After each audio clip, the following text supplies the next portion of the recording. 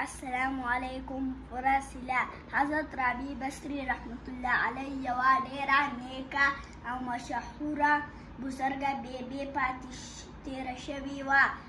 دا وایي چې یو ځل هغوی کره به داسې ورځ ګڼ میلمانه راغلل چې کور کې د صرف دوه ډوډۍ پاتې وې.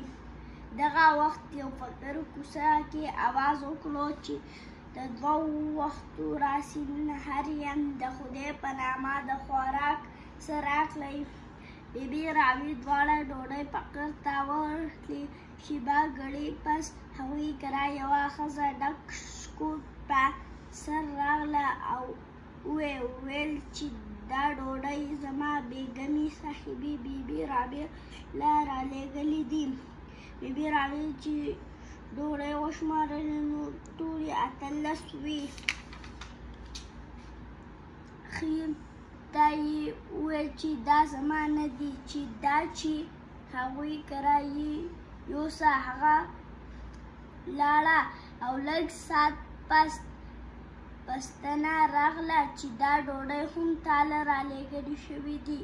دا ځل چې بیبي رابعه ډوډۍ وشمارلې نو پوره 20 وې.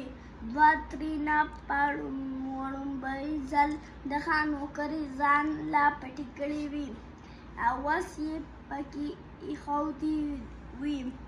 بیبي رابعه وویل چې واقعي دا ډوډۍ د ما دپاره رالېږلې شوې دي.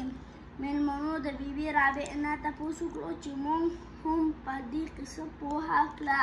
تاسو ولې 18 ډوډۍ واپس کړې او 20 مو کې؟ هغوی ورته په جواب کې وویل کله چې ما فقیر لا په دروازه کې 2 ډوډۍ ورکولې نو خدای پاک ته مې خواست وکړو چې ما کره د وخت نور هېڅ هم نشته. اوس د میلمنو بندوبست په خپله وکړه. الله تعالی په قرآن کې فرمایي دی څوک چې یوه نیکي وکړي نو زه ورله د هغې په بدل کې 10 چنده ورکوم. په دغه حساب زما هم پوره 20 ډوډۍ کېدې ځکه مې 18 ډوډۍ قبولې نه کړې او 20 مې ځکه قبولې کړې چې دغه زما د نیکۍ پوره صله وه.